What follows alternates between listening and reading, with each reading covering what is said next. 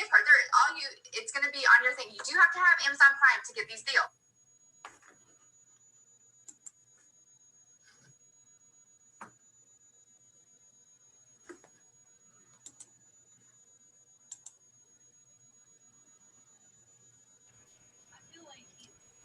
Hello.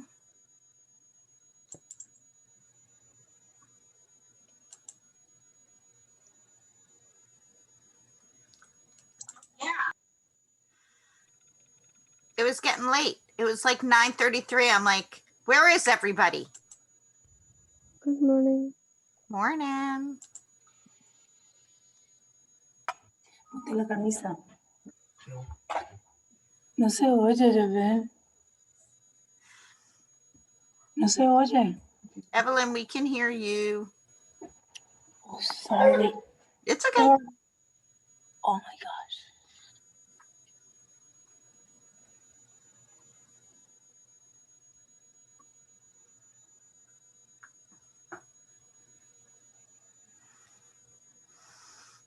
All right, we'll wait a couple more minutes for people to join us. We have a lot to do today. This chapter is huge. No faces, Taylor.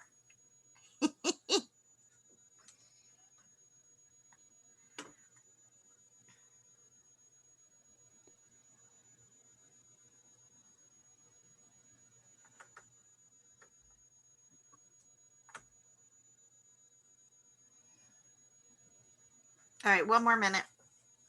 9:35.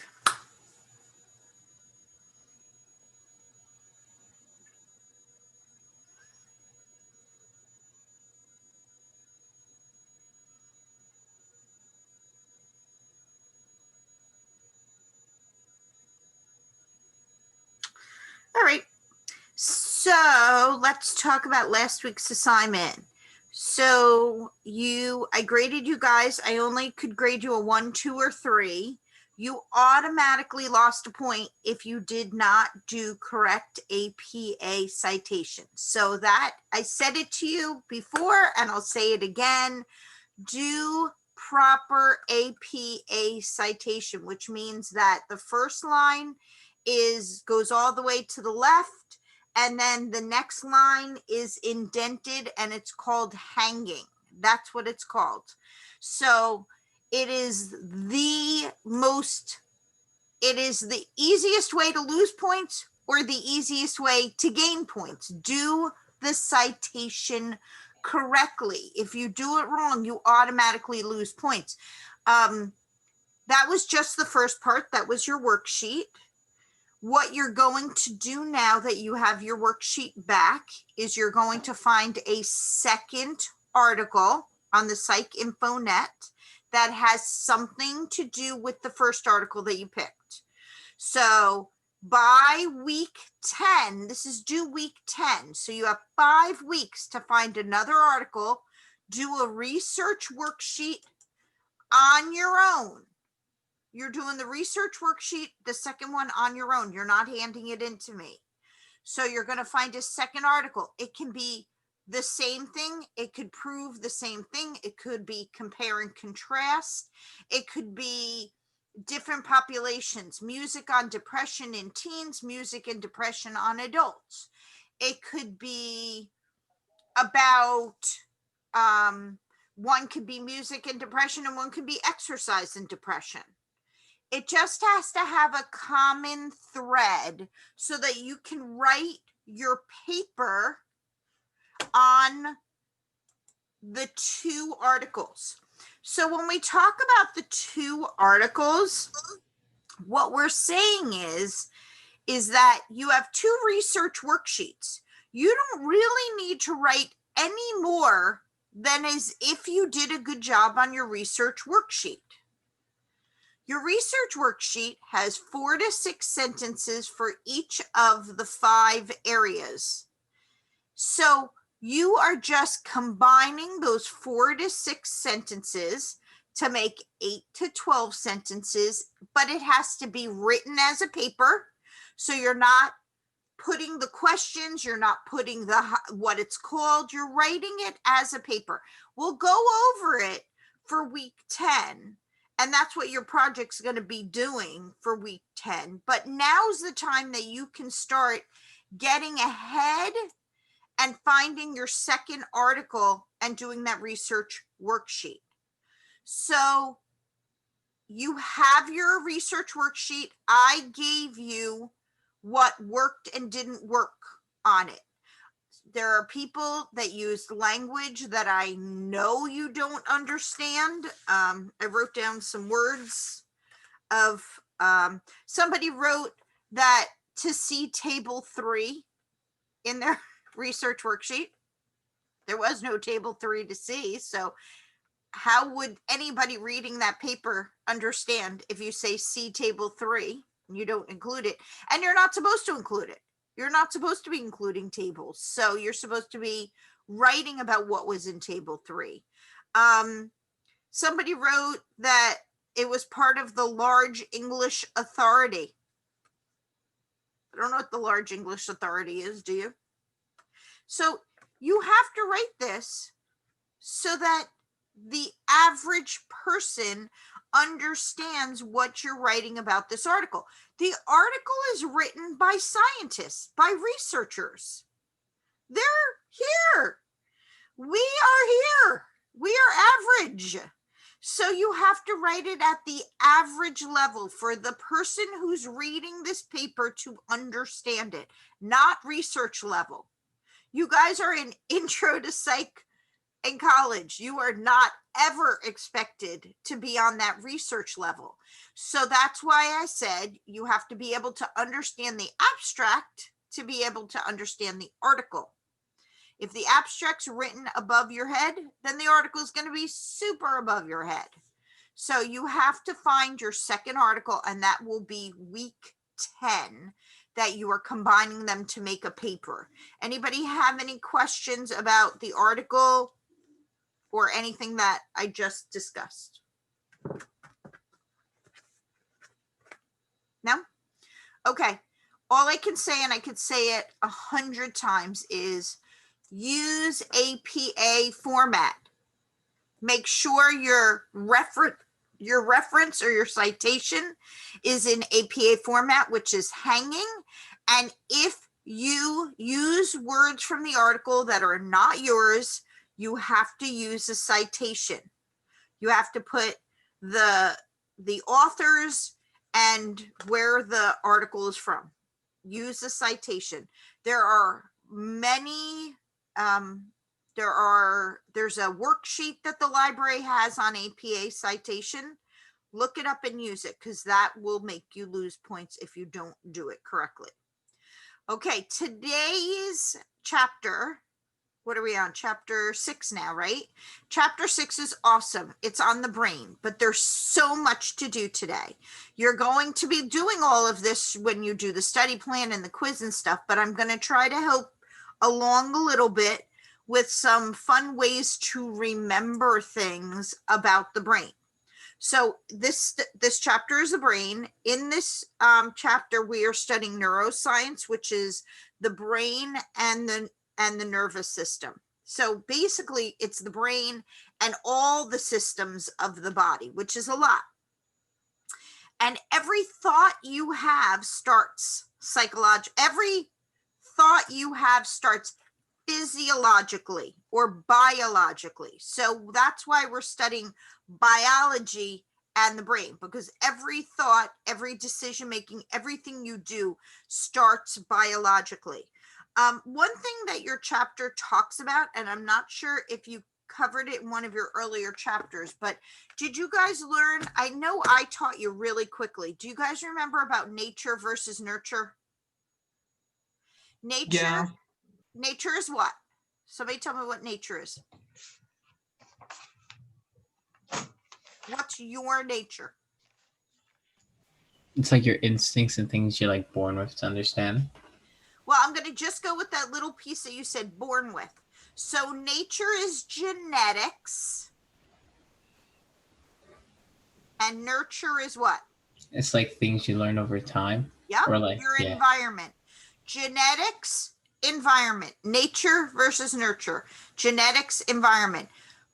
The conflict is which is more important, and the answer is always neither of them are more important. They work together to, as you grow and make decisions, and everything that has to do with you is nature and nurture. What we are doing today is your nature. It is your genetics. It is your physical makeup. So we are working on nature today, just so you know. Okay, so how would you say psychology came to be? Did somebody start questioning somebody's brain? How did it come to pass? How did psychology come? Who knows? Who knows what phrenology is?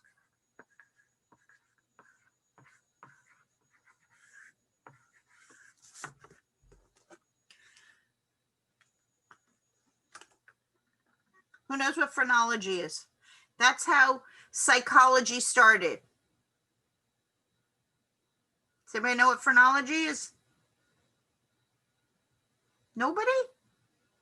So this guy, Franz Joseph Gall from Germany in the 1800s, felt people's heads, and you have bumps on your head.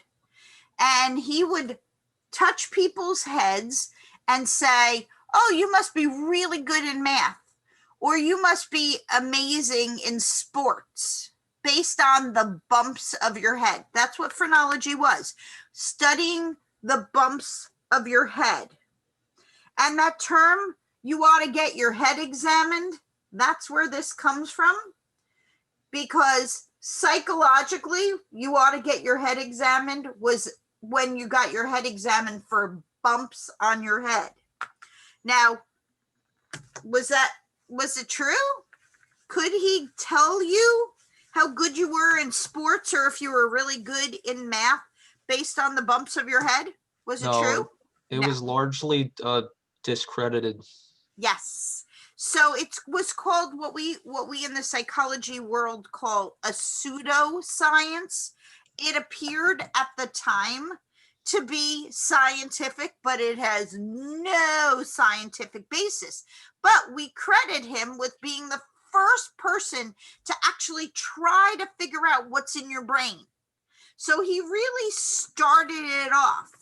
So that was in the 1800s, and he felt people's brains and told them stuff about their personalities and their abilities. And eventually he was discredited, as Roman said, but they still wanted to study the brain. So what they did was they would go into mental institutions and prisons, and they would do what's known as ablation. Who knows what ablation is?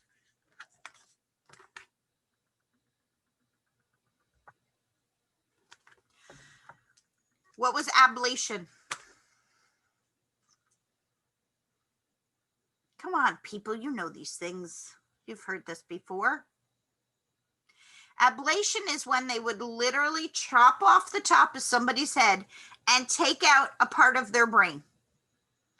And when the person couldn't walk anymore, they'd say, that's the part of the brain that helps with walking. Or they'd take out a different part of somebody else's brain, and that person couldn't speak anymore. And they'd say, oh, that's the part that must have a speech center on it. So they would literally remove parts of people's brains, called ablation, and that was the first time they could really see how parts of the brain affected the body. But you just can't cut off people's heads and render them disabled. You just can't do that. That's a bad practice.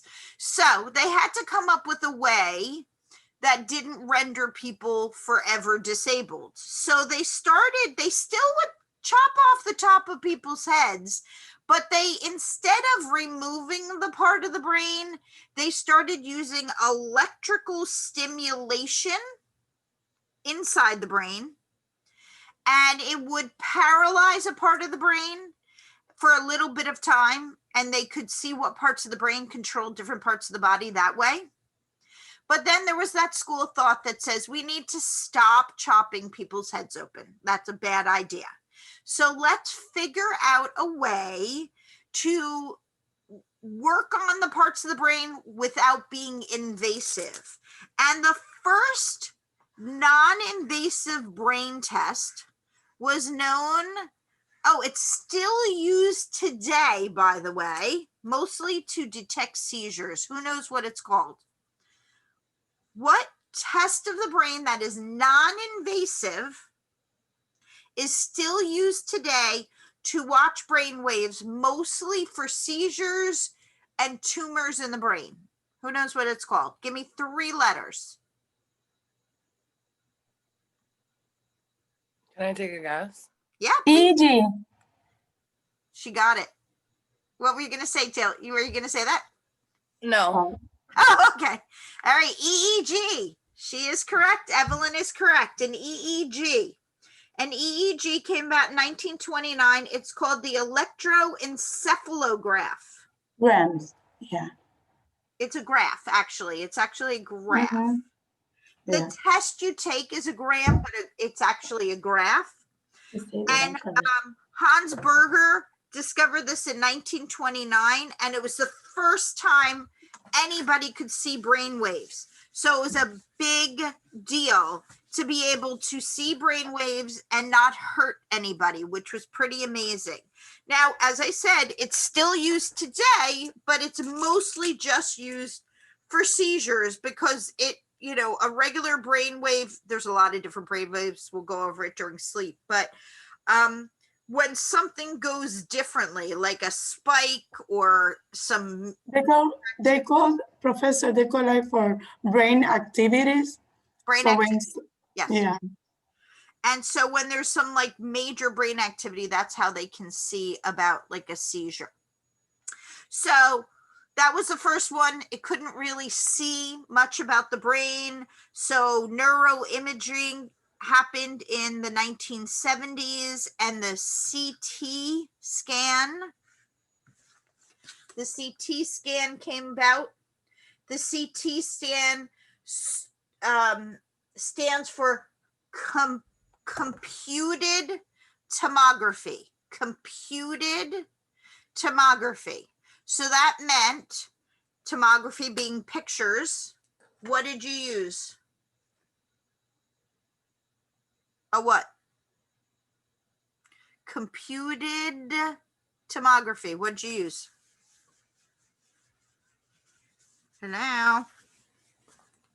It's too easy. It's in the word. Computed. A computer. Thank you. It's the first time they used a computer. So it was actually an X-ray through and around the head. And the computer enhanced it so that you could see the parts of the body. Parts of the brain. Sorry, I should say that. Parts of the brain. After the 70s, when we started using computed tomography, then it went on to what was known as the MRI, which you guys have all heard of. MRI stands for magnetic resonance imaging, which basically means it used magnets to create a 3-dimensional model of the brain. Then nuclear medicine came around, and the PET scan, the positron emission tomography came about. And that was the first time that we could see the activity of the brain, because subatomic particles were injected or ingested into your body, and you could actually see how the brain worked. The PET scan, the positron emission tomography, was nuclear medicine. you could actually see the brain working. The brain runs on glucose. So the subatomic particles attached to the glucose, and you could see the brain activity. Okay. I went through that stuff just so you can know how we see the brain. Let's go on to the actual brain, and we're going to start small, small, small, and then we're going to get a lot bigger. So we're starting with the smallest part of your brain. The smallest part of your brain, and these are, even though they're small, they are mighty. Who knows what the smallest part of the brain is? It starts with an N.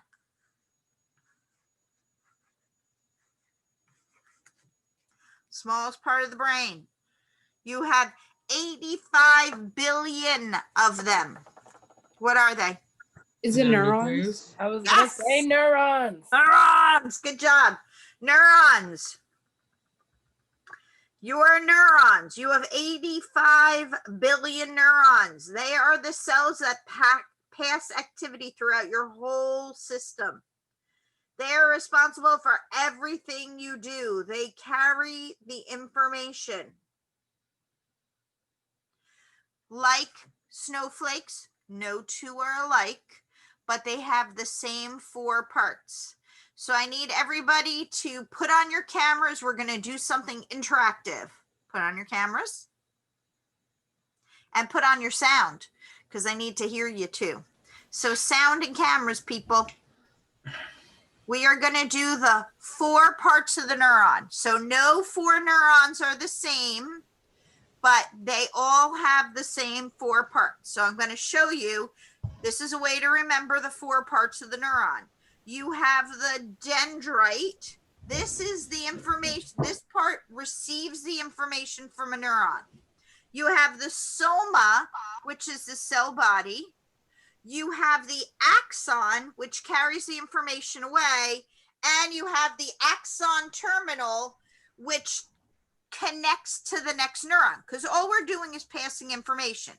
So you have your dendrites, you have your soma, you have your axon, and you have your axon terminal. So everybody, let me see your dendrites. Dendrites. Soma. Axon. Axon terminal. Show your hand. Okay, now say it with me. Dendrites. Dendrites. Soma. Soma. Axon. Axon. Axon terminal. Axon. Do it again. Dendrites. Dendrites. Soma. Soma. Axon. Axon. Axon terminal. Do it without me. Dendrites. Soma. Axon. Axon terminal. Good job. You're going to remember it this way. You will. This is not the only interactive thing we'll be doing in this chapter, so just be ready. So these are the 4 parts of the neuron, and every neuron has the same exact 4 parts, but no 2 are the same, just like snowflakes. So who can tell me what part does the dendrite connect to on a different neuron? The What is it? axon terminal. Axon terminal. So basically, it would be like us all holding hands and sending information. If we were in the classroom, we could all hold hands and send information around, because we're just going through the parts of each neuron for that piece of information. Now, I'm not going to get into the whole synapse, which is that space and how it jumps over. But what I need you to know is that you have neurotransmitter chemicals. Hold on, I'm going to write that down for you.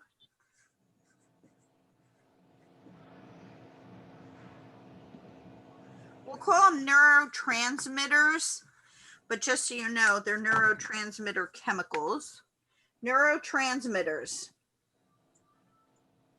Neurotransmitters are that important chemical messenger. So there's a space in between each neuron.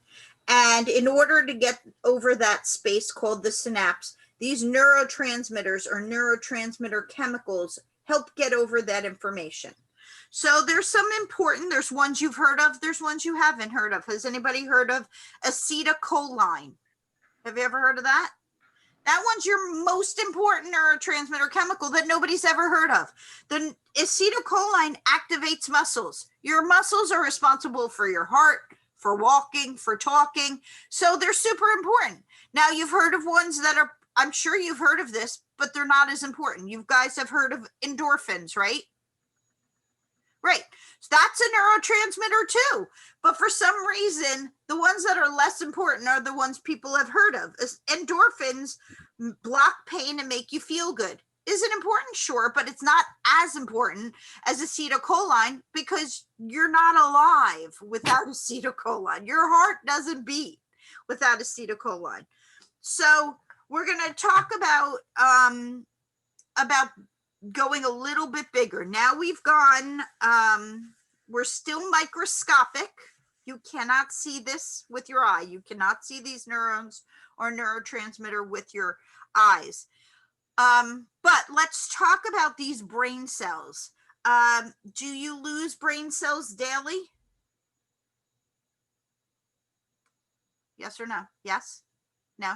Yes? Yes, you do. Especially if you partake in activities that like drinking and stuff that speed up you losing brain cells quickly. It's not a misnomer. You do lose brain cells with drinking, but you regain brain cells every day. You regrow brain cells every day. And that is called neurogenesis.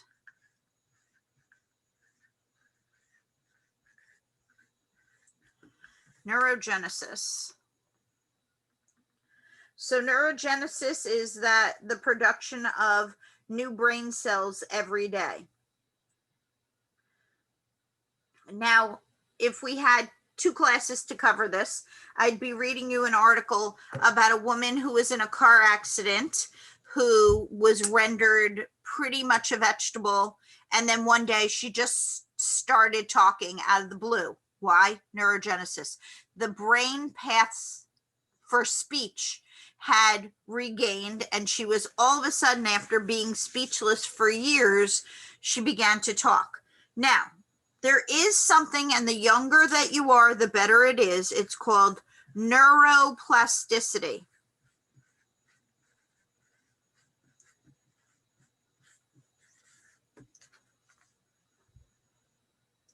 Neuroplasticity is when the brain reorganizes to help you with whatever it is that you couldn't do. Neuroplasticity is when the brain reorganizes and modifies to help you reach brain function. So I did an internship at JFK Hospital in the rehab department, and I walked in and there was a woman who is missing this part of her brain. Like her head was smushed down and her skull was missing this whole quarter panel. And when I walked in, it was jarring to see. And I was like, what the heck happened? And they said that a giant can of tomatoes on a top shelf fell and crushed her head. So we know that the right side of your brain controls the left side of your body, and the left side of your brain controls your right side of the body. So I just said that this right side of her brain was crushed. So what do you think this woman was like in therapy? What do you think that she was in therapy doing? Working on her left side? Correct. Not only working, just acknowledging her left side, because her brain is not there. That part of her brain's not there. So she did not acknowledge the left side of her body at all. She would literally walk into a room and she would cut her left side off because she had no spatial awareness that this even existed. So they were trying to teach her to acknowledge that she had the left side of her body. She wouldn't see anything past this side. So they were teaching her to turn her head and see that there's things past here on the left side. So when you are reteaching your brain to reorganize, that is neuroplasticity. That's what they were doing in therapy, was teaching her, the other part of her brain, to take over for the function of this side of the brain that wasn't there. The younger you are, the better you have at a shot of neuroplasticity. So kids can learn to reorganize their brain so much better than adults. Kids can pick it up. So that's why when you see a little one wearing an eye patch, that's because this eye is weaker, and they're trying to get this eye to get up to speed with this eye. And then the brain will help to coordinate that effort. So neuroplasticity is a big deal, and it works much better with children than with adults. But we're going to move on now from neurons, which are microscopic, to something that's visible to the eye. Nerves, your nerves are just bundles of neurons. So a nerve is just a bundle of neurons. And if you looked at a nerve under a microscope, you're going to see this white layer around your nerve. That is called myelin.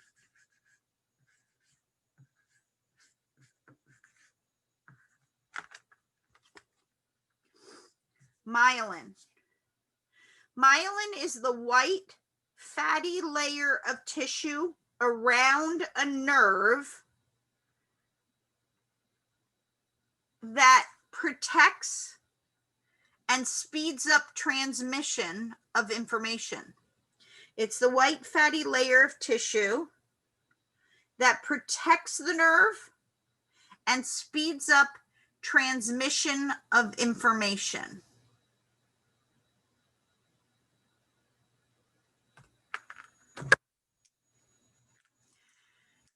So all that a nerve is a bundle of neurons.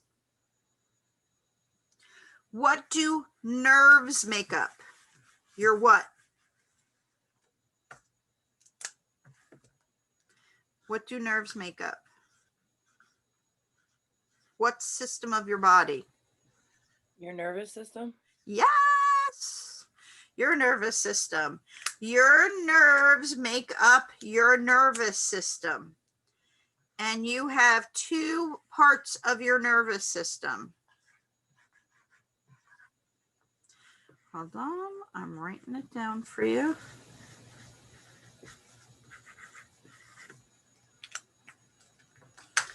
You have two parts of your nervous system.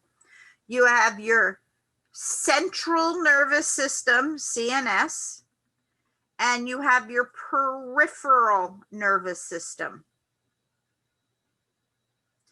Now, let's talk about your central nervous system, because your central nervous only has two parts. Who knows what the two parts of your central nervous system are? Two parts. Your brain and your spine. You got it. Your central nervous system is made up of your brain and your spinal cord.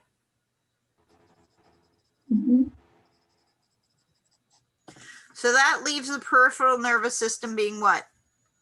Limbs. Everything else. Limbs. Everything else.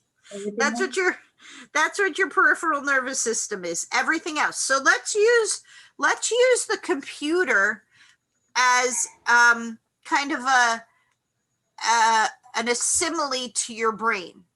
So you guys have a computer, and your brain is the operating system, like the core of your computer, and your spinal cord is the cords that attach everything else.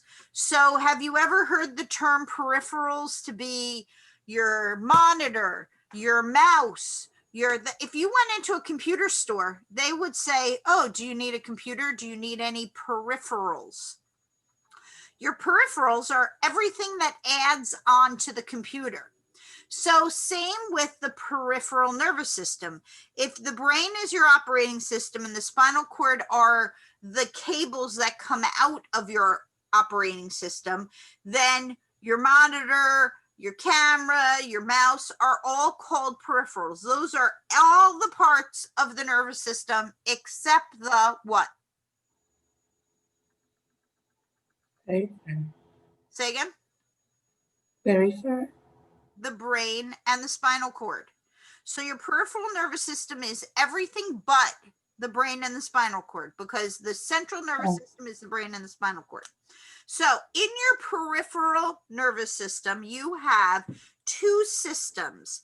You have one called the somatic system and one that's called the autonomic. Oh, you can't see that. Let me write it better. So under the peripheral nervous system, you have the somatic system and the autonomic. Okay, now here's the thing. Did I write automatic or did I write autonomic? Autonomic. Autonomic. Yes, I wrote autonomic, not automatic. So even though the autonomic system acts like it's automatic, it is not called the automatic system. So don't write that because you'll get it wrong. But in the same A word, it acts like automatic. So it means that you have automatic systems of your body. Do you guys think about when you digest food? Do you go, oh, I just ate that banana. Let me work on digesting it. No, you don't. That's autonomic. It's happening automatically. So all of your internal organs function without your effort, right? That's what autonomic is. It's doing it without any effort. So your heart rate happens, your digestion, your perspiration, all of that stuff, and all of your internal organs are working as part of the autonomic system because you're not putting in effort. So if autonomic means you're not putting in any effort, what is your somatic system?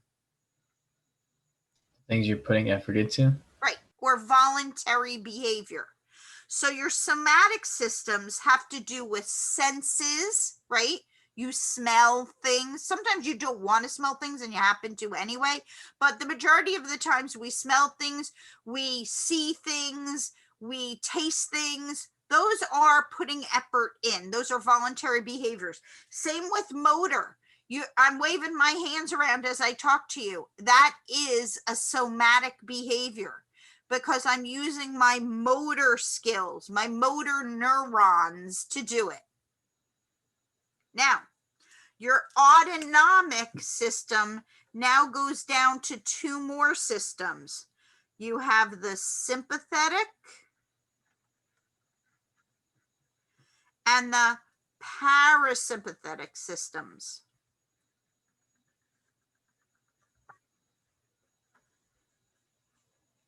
Wait, I don't think you can read this. Let me write it clear in a better pen. The autonomic breaks down to two more systems, the sympathetic and the parasympathetic.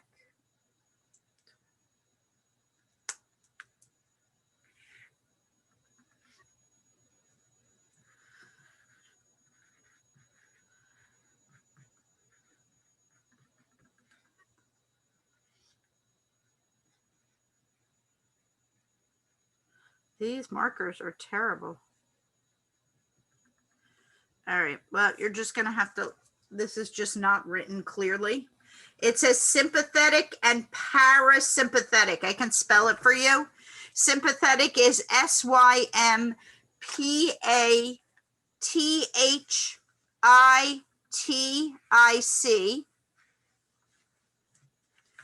And parasympathetic is PARASYMPATHIC. And then the same word, sympathetic, sympathetic.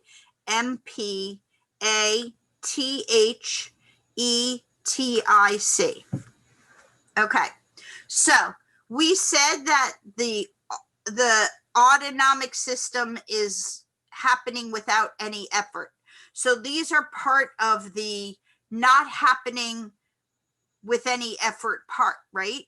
So your sympathetic system, and you've heard this before, gets the body ready for fight or flight. Fight or flight. So that means all the systems of your body get activated for action. So your heart rate goes up, your perspiration, your respiration, your emotions, everything kicks into high gear. So you're driving to Middlesex County College and somebody rear ends you at a light and you're like, what the hell?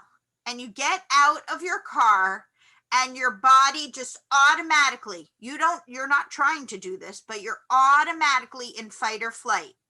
You're like, oh my God, you hit my car. I can't believe it. What did you just do? If you're a guy, you might want to hit them. If you're a girl, you might start to cry. I'm not going to cry. I'm not going to cry. And you're starting to cry. And you have no control. You have no control. The systems of your body are making you do this. If you're a very angry person, you might start punching their car. You're like, God damn it, my insurance rates are so high already. I can't take it, So your body just goes right into fight or flight. You have no control over it. But then your parasympathetic system kicks in and it calms your body down. And a way of remembering parasympathetic is rest and digest. Your body calms down. It quiets the body down. And we all know when you're emotional and all your systems are working at 100 degrees, you're not thinking clearly. We know that there's a direct correlation between stress level and thinking clearly. So once the parasympathetic brings your body down and you're more calm, you can think more clearly. Okay, it's not that bad. I can still drive my car. Maybe I can get a new paint job out of this schmo, like however you do it, you think and you calm down and you are able to, let's just change insurance information. I've got to get to class in 10 minutes. Standing out here waiting for the police officer might not be the best idea. Whatever it is, you're able to think clearly. Now, we all know people that have no parasympathetic system. Am I right? Do you know somebody that is just like all the time and never calms down? I'm pretty sure everybody knows somebody like that. Okay. Now that person, if they have a cardiac personality, that's what, when systems are always going, that's a cardiac personality. What are they more prone to happen to them? What do you think could happen to them?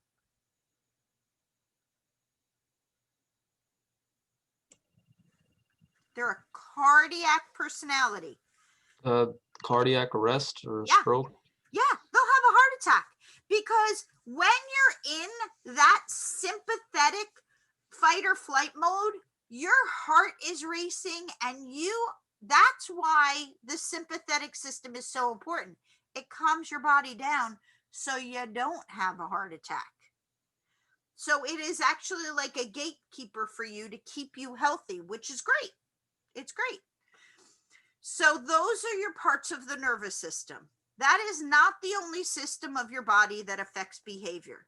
You have a system, we have a few different systems. The first one we'll go over is the endocrine system.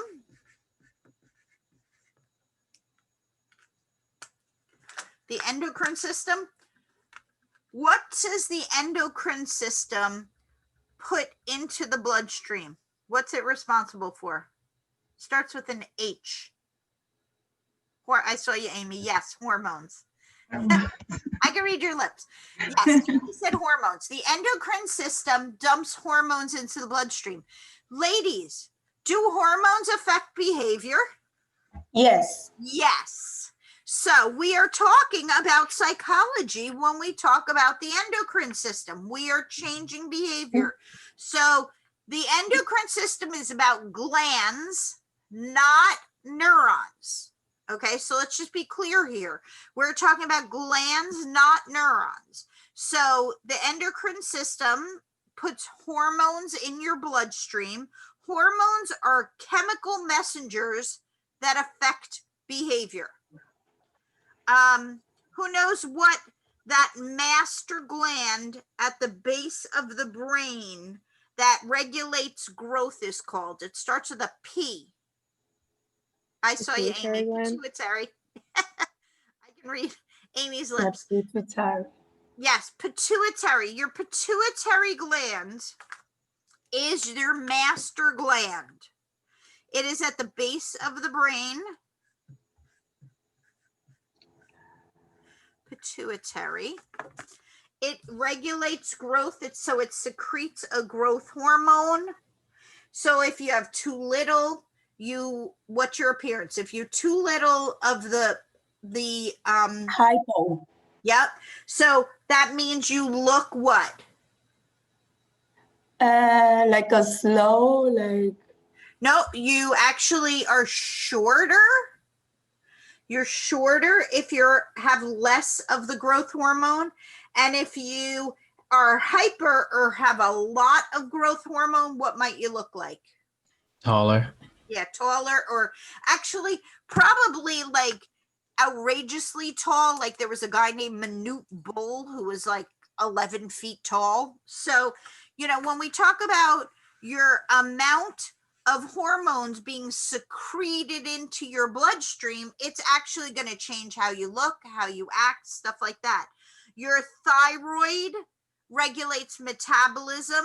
The rate energy is used. Your thyroid dumps chemical messengers into the brain, into your bloodstream that hits the brain. So you're either gonna be very, very thin if you have a lot, or very obese if you don't have enough. You have your pancreas, which is blood sugar. You have your sex hormones. You have all that stuff that dumps. You have an adrenal gland. The adrenal gland works on stress response. So if you have a lot of the chemical messenger, you might be a very stressed out person versus that very, very mellow person that doesn't let anything bother them. So these all affect behavior. This is all biology affecting behavior. So now let's get to the brain.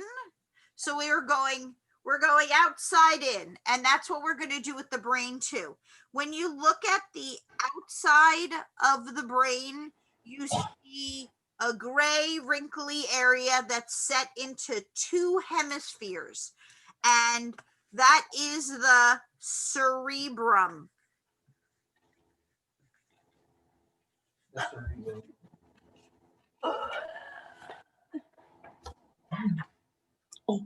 Your cerebrum. The word cerebrum is Latin for brain. So that's what you see when you look at the brain. And of course, we said it's in two cerebral hemispheres.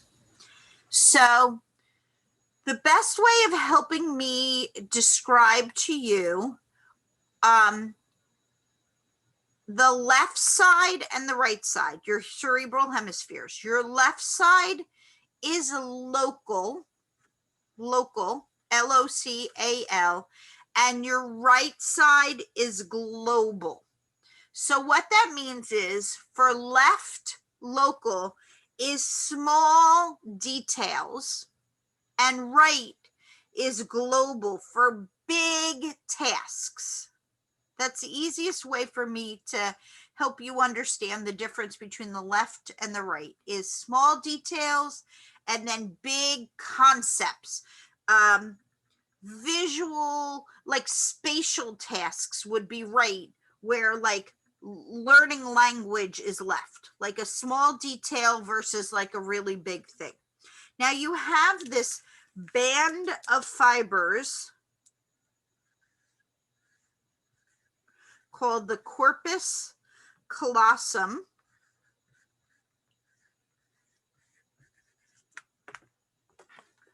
The corpus callosum is this band of fibers that join the hemispheres that help the communication.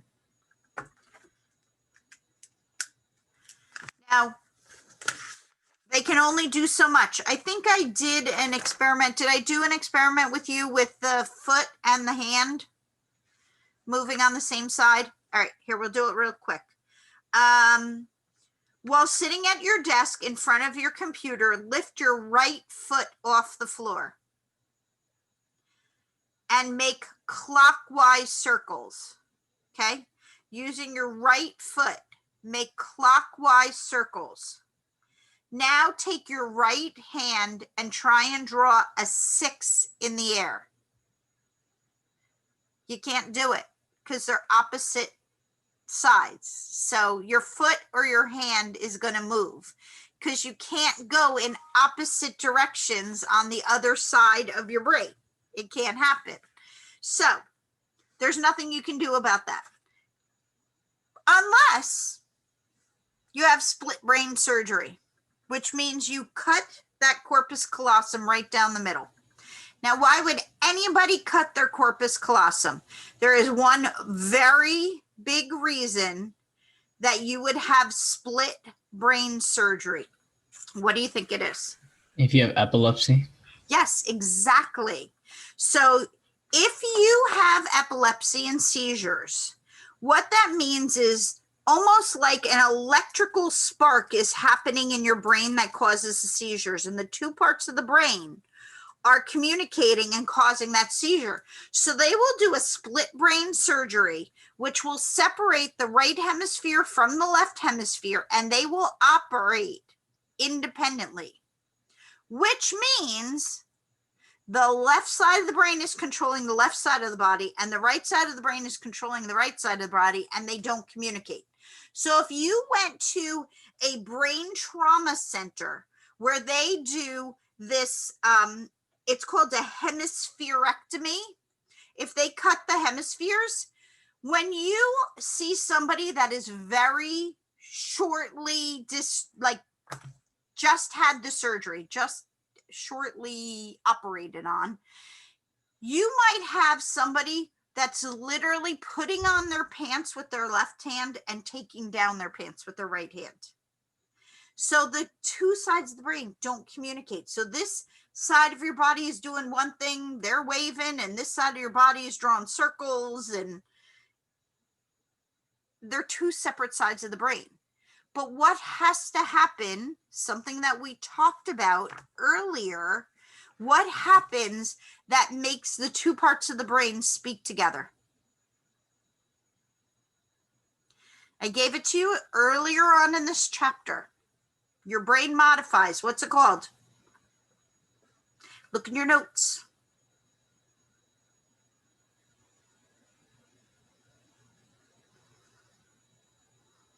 Neuroplasticity. Brilliant. Good job, Roman. Neuroplasticity. Your brain accommodates, and eventually the two parts of the brain can work together so that you're not pulling down your pants and pulling up your pants at the same time. The brain uses neuroplasticity to learn to communicate, even though it's not joined together anymore. Okay, we're on the outside. That outer layer, that wrinkly gray stuff, is called the cerebral cortex.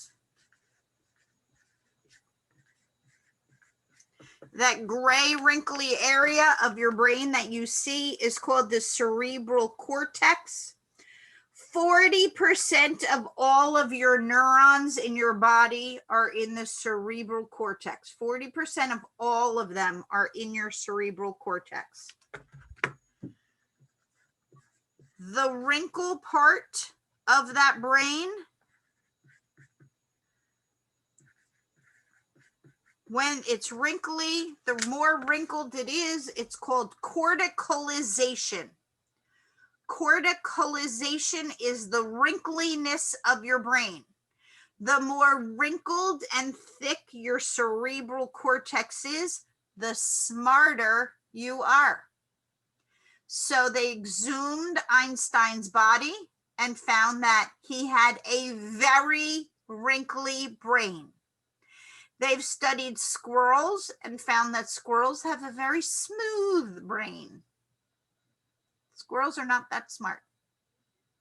So wrinkliness or corticalization equal smart. Okay, we're coming back to the part where I need your cameras and your video, your cameras and your sound on, please. We are going to learn the parts of the brain.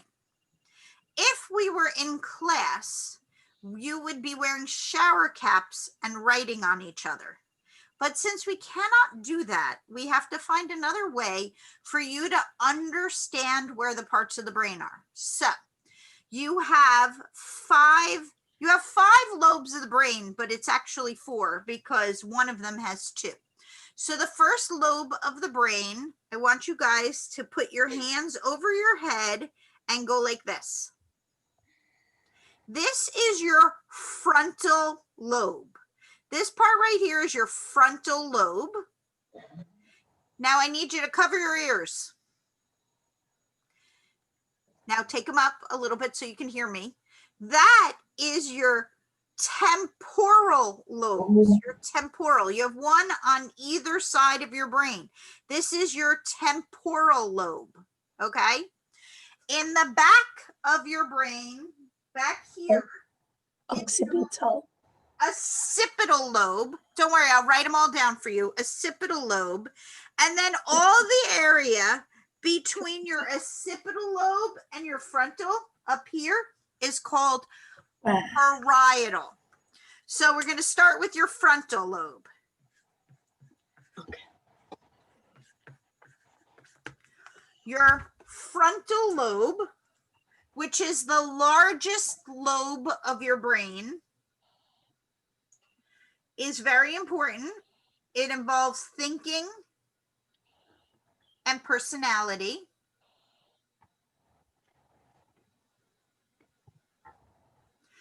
And across the top of your frontal lobe, you have something called the motor cortex.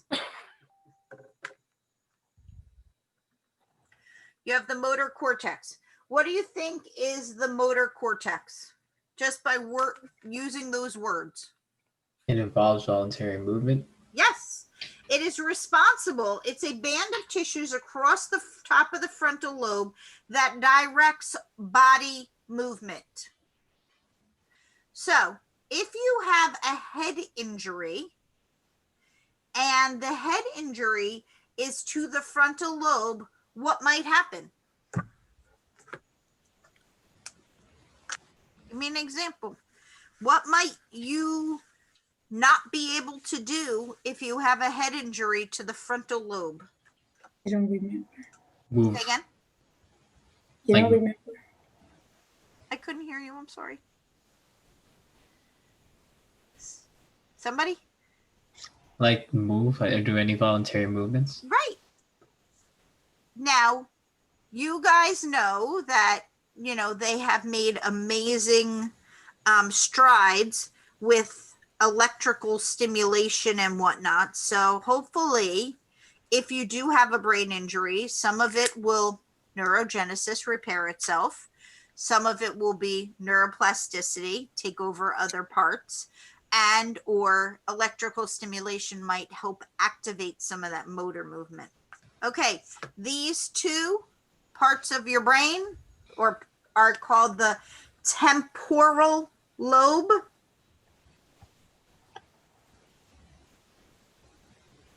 So you have 4 lobes of the brain, but you actually have 5 parts because the temporal is 2. You have 2. 1 on each side of your brain. And who would think they know what it's responsible for just by virtue of where it is? Hearing. Yeah. Temporal lobe is for hearing. Now, hearing actually helps with visualization and language comprehension. So there's more to the temporal lobes than just hearing, but you have an auditory cortex, which helps you hear. Now, this one's the one that surprises people the most. The occipital lobe. The occipital lobe, which is at the back of the brain. Who knows what the occipital lobe is responsible for? For sight. Yep, vision. Oh, my camera went wacky. Occipital lobe. It's responsible for vision. All the way back here. All the way back there, it's responsible for vision. So when you see something in your eye, and I don't know if we'll get to the part about doing like the parts of the eyes or whatnot, but there is a visual cortex that will send the image all the way back. And by the time it hits the occipital lobe, it is not a picture. It is just a nerve or a nerve activity at that point when it hits the occipital lobe. So it's not like what you're looking at is actually what's making back here. It's actually just a pattern of nerve activity. All right, and that big area that is not between the occipital lobe and the frontal lobe is called the parietal. The parietal lobe. For visual representation. The parietal lobe is it's my sing-songy way of saying it's the receiving station for sensation. It's the receiving station for sensation. It's like a transformer, what you see, right? What you hear. I'm sorry, Evelyn, say that again. It's like that transform what you see. Everything. It's all, Yeah, and what you hear. all of your senses except for smell. Smell is handled by the frontal lobe. So it's all your senses except for smell. Okay. So there are a couple systems of the brain that we need to cover. There is the limbic system of the brain. So these are not parts of the brain. These are systems of the brain. What is wrong with this camera? There we go. Limbic system. So as part of the limbic system, you have 4 parts. I'm going to write them down and then I'll go over them with you. You have the thalamus, the hypothalamus,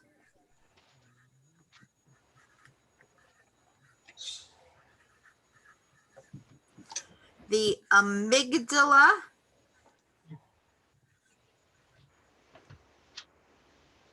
and the hippocampus.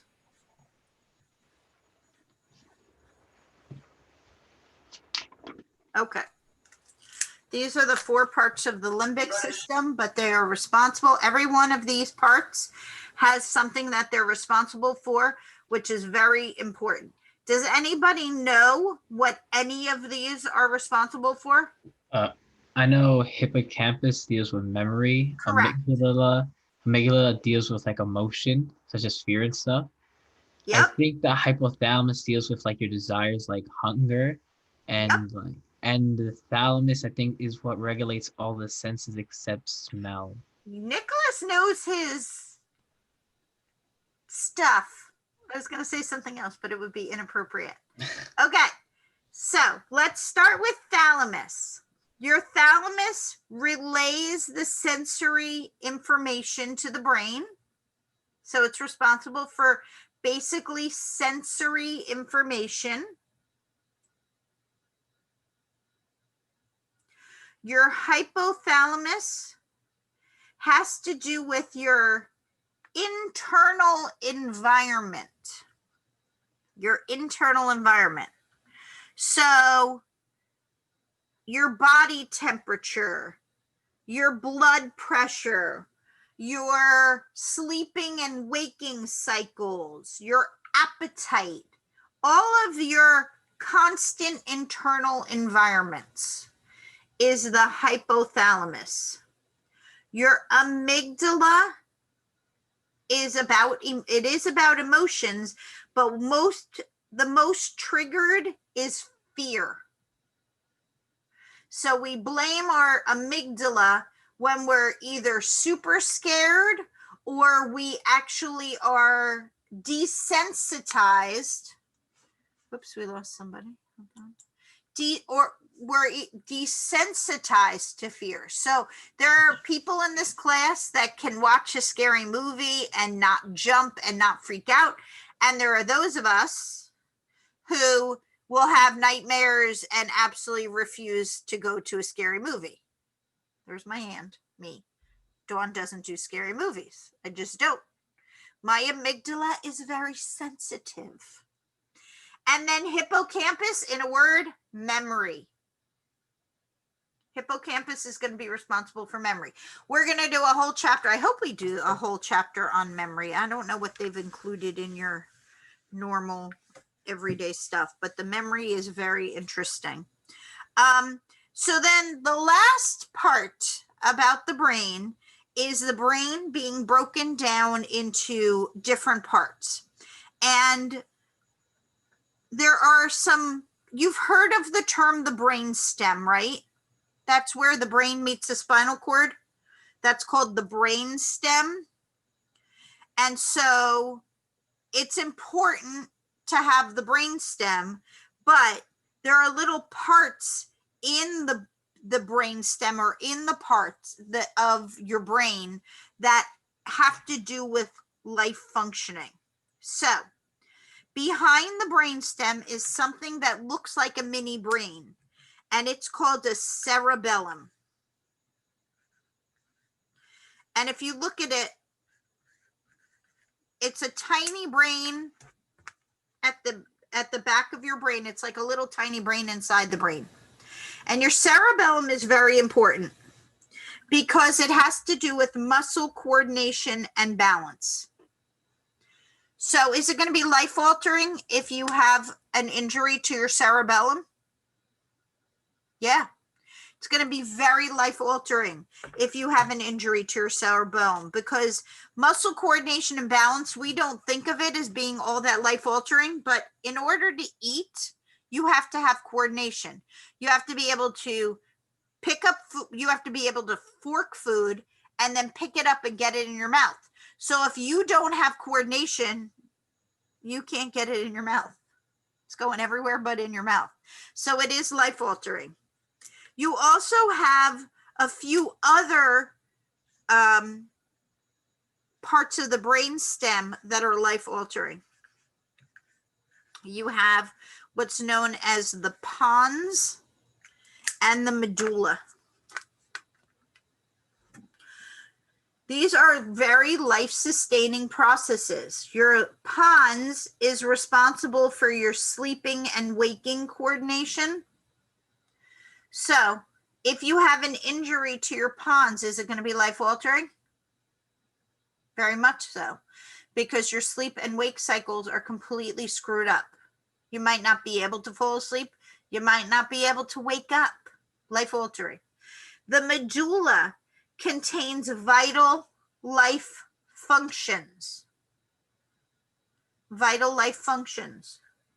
So your breathing and your heart rate all go through the medulla.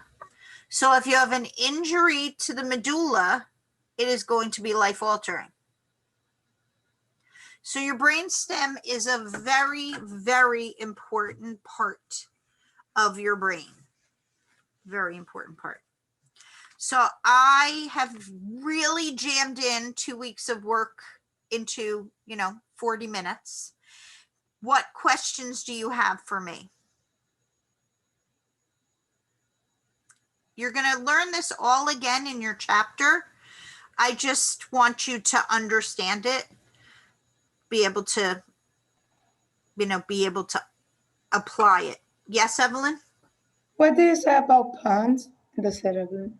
I'm sorry, what? Pons. You The say pons pons? and medulla. The pons is responsible for sleeping and waking. Oh.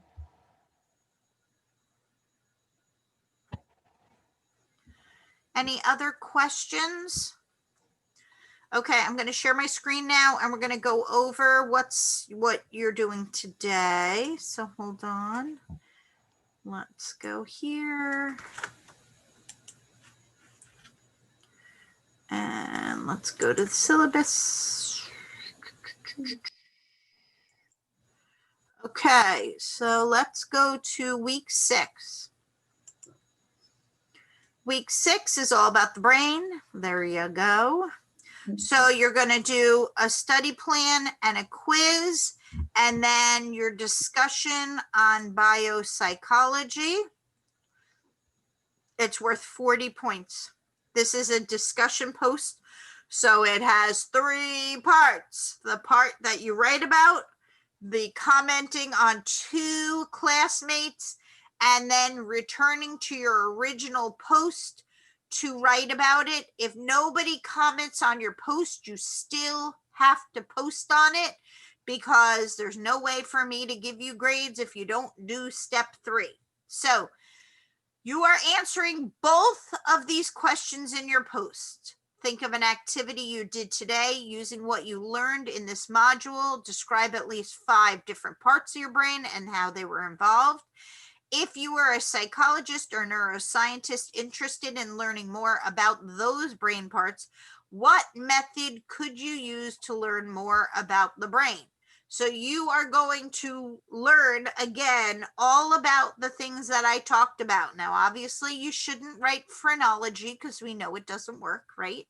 But you have all these other types. So you need to write at least 8 sentences in your first post that have to do with your textbook reading and your materials. Step 2 is comment on 2 classmate posts, at least 5 sentences that is value adding, topic related.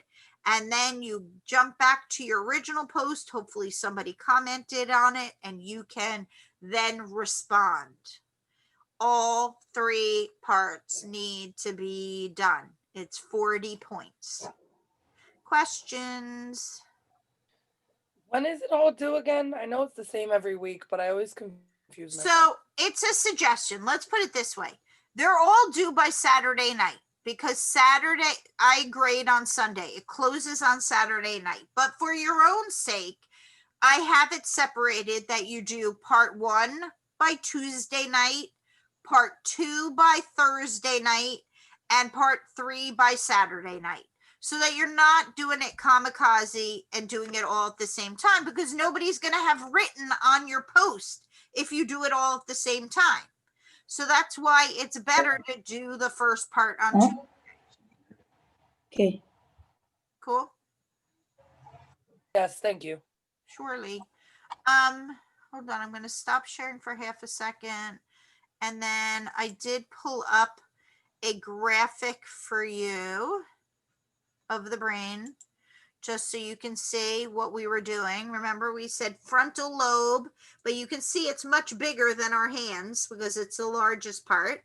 Then your temporals on the side, your occipital in the back, your parietal in the middle, and then there's your brain stem. Okay? A little visual for you. Anything else I can help you with? If not, have a nice rainy Tuesday. Bye. Bye. Bye. Hi, Good day. Professor. Have a good day. You.